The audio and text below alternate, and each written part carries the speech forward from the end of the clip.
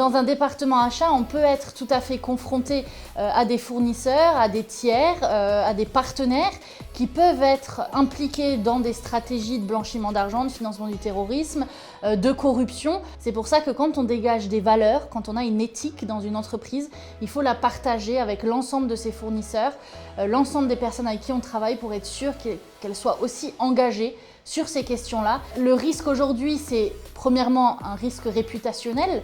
Je le cite en premier parce que c'est celui qui fait le plus mal.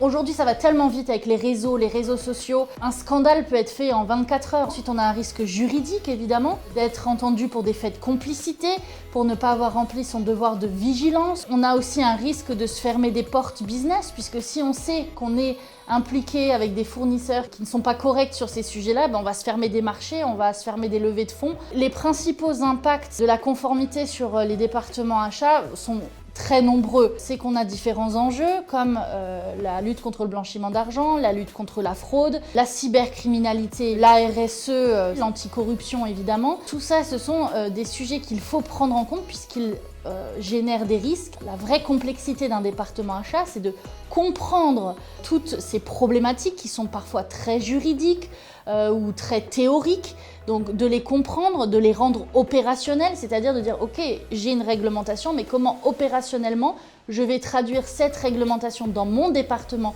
pour me prémunir de ces risques-là et pour ne surtout pas freiner le business, puisque le vrai sujet d'un département achat et d'une entreprise en général, c'est malgré toute cette réglementation qui ne cesse d'augmenter, de ne surtout pas freiner mon business.